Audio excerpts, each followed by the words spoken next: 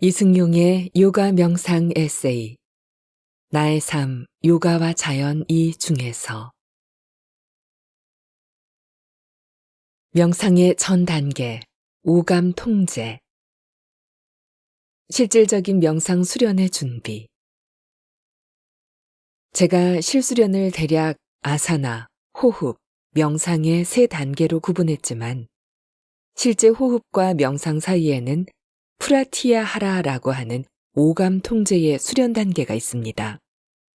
본격적인 명상에 이르기 전에 준비 단계이지요. 우리가 명상을 할 때는 그 전에 우선 이 오감 통제가 이루어져야 합니다. 명상의 첫 번째 단계는 집중입니다. 우리가 어딘가에 집중하려고 할 때 눈, 귀, 코, 입, 피부의 감각에 대한 경험 때문에 사실 집중이 잘 안 됩니다. 오감에 대해 지나치게 예민한 사람은 집중할 수가 없습니다. 집중이 잘 안 되니까 당연히 명상도 잘 안 됩니다. 그래서 요가 실수련의 단계인 호흡과 명상의 중간에 오감 통제라는 현실적이고 구체적인 수련법이 나오게 된 것이지요. 요가의 원리가 체계적이고 과학적이라는 이유가 여기에 있습니다. 그렇다고 그 의미가 반드시 진짜 눈과 입과 코, 귀를 봉쇄해야 하는 것은 아닙니다. 오감 통제라는 말의 의미를 오감이 전혀 작동할 수 없게 몸을 미이라처럼 만드는 것으로 생각하는 분들이 있는데 이는 오감 통제의 뜻을 착각하는 것입니다. 고대의 요가 수행자 중엔 일부 그룹이 맹목적으로 육체를 학대하듯이 했지만 말입니다. 그 의미를 충분히 분석하고 새겨서 받아들여야 합니다. 경전의 원리를 있는 그대로 받아들이되 오늘날의 현실에 맞춰 정확하게 이해해야 합니다. 진실을 탐구하기 위해서는 의심을 갖고 물어 들어가야 해요. 즉, 실제 오감을 통제하는 것은 일상에서 오감의 실체를 인식하고 그것의 공함을 깨닫는 것입니다. 이는 특정한 장소에서 오감을 단절시키는 훈련보다도 오히려 일상에서의 바른 행동과 판단을 통한 훈련으로 이루어지는 것이 부작용이 없어 좋습니다. 예를 들어 길을 갈 때 앞에 힘들게 다리를 절며가는 사람이 있습니다. 그런 모습을 보고서도 그 앞을 쌩하니 지나간다면 빨리 못 걷는 그 사람의 심정은 과연 어떻겠습니까? 그와 같이 어려운 형편의 사람을 눈으로 보고서도 상대의 입장을 배려하지 못한다면 오감 통제가 안 되는 것이지요. 일상에서 전혀 명상이 되지 않는다는 것입니다. 생활 속에서부터 오감 통제의 언덕을 넘어서서 우리 사회에는 아직도 몸이 불편한 사람들에 대한 사회적인 차별이 존재하지요. 그리고 보통 사람들과 구분시켜 장애인이라고 부릅니다. 하지만 장애인이라는 용어를 육체에만 한정시켜 사용하는 것이 이상하지 않습니까? 몸에 어디 한 군데가 불편하지만 마음이 착한 사람과 몸은 멀쩡한데 마음을 못되게 쓰는 사람, 이 둘 중에 진짜 장애인은 누구일까요? 또 명상을 하기 위해서는 모든 대상으로부터 집착이 떨어져야 하므로 오감으로부터 오는 차별적인 상들과 판단들로부터 자유로워야 합니다.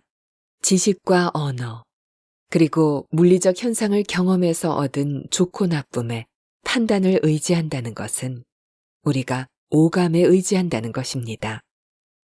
눈, 귀, 코, 입, 피부, 이 5가지는 우리가 외부 세계와 소통하는 주요 매개체이기 때문입니다. 예를 한번 들어보지요. 어떤 때에 우리의 일상적인 판단과 의식이 흐려지나요? 대개 눈으로 보고 귀로 듣는 것으로부터 욕심이 생겨날 때입니다. 만약 여러분이 방금 운전을 하다가 접촉사고가 났다고 해보세요. 대개는 손해보지 않겠다는 굳은 결전의 각오를 하고 차에서 내릴 것입니다. 그런데 내 차에 흠집을 낸 사람이 영화배우처럼 잘생기거나 아름다운 여성이고 게다가 상냥하기까지 하다면 여러분은 과연 어떻겠습니까? 과연 그 상황에서 다른 사람들과 공평한 기준으로 대할 수 있는 사람이 얼마나 될까요? 멋있는 이성, 좋은 차, 큰 집. 이와 같은 조건들은 평범한 사람들의 인생 목표지요. 세상의 고민거리는 거의 그 수준에서 벗어나지 못합니다. 사람들은 내 것이 아닌 것에 욕심을 내지 내 것이 확실한 것에는 욕심을 내지 않지요. 욕심이 있다는 것은 집착이 있다는 것입니다. 집착은 경험에 따르는 판단과 조건에 계속 걸리게 되어 있습니다. 그래서 의식이 투명해지지 못해요. 하지만 물질의 실체를 이해한 사람들은 물질의 본성이 공하다는 것을 알기 때문에 집착하지 않습니다. 따라서 오감에서 감지되는 상이 좋고 나쁘다라고 구분하는 집착을 극복해야 합니다. 좋고 나쁨의 판단이 생기는 것은 일상의 삶이 아직 명상의 준비 단계에 이르지 못했음을 말합니다. 즉, 일상적인 삶에 애착이 많다는 말이지요. 불교계에서 한때 가야산 호랑이라고 불리는 성철 스님의 일화를 보면 성철 스님은 일반 대중들이 자신을 친견하는 조건으로 절 3000배를 제시했다는 이야기가 나옵니다. 이 3000배는 무엇을 의미합니까? 성철 스님이 불심이 강한 대중만 골라서 만나기 위해 그렇게 했다고 생각하시나요? 3000배를 하고 나면 어떤 현상이 일어날까요? 호흡이 맞지 않으면 절대로 3000배까지 제대로 할 수 없습니다. 분명 절을 하면서도 계속해야 할지 그만둘지에 대해 갈등하게 되지요. 그래서 마음을 모아 자신의 절에 집중해야만 끝까지 갈 수 있습니다. 요가적으로 보면 아사나와 호흡을 통해 의식이 집중되는 상태와 같습니다. 그런 절 수행을 마치고 집중된 상태에서 성철 스님 앞에 가니까 한마디로 잡념이 없어진 무념의 상태가 된 것 아닐까요? 그래야 조금이라도 말귀를 알아듣겠지요. 어떤 일에 미친 사람이 주위로부터 쉬어야 한다는 말을 수없이 들었음에도 불구하고 그날 성철 스님의 푹 쉬어라 라는 말씀 한마디가 가슴에 꽂히게 됩니다. 별 특별한 이야기가 아니라 그냥 평범하게 한마디 던졌을 뿐인데도 그 말이 평생의 메시지가 되지요.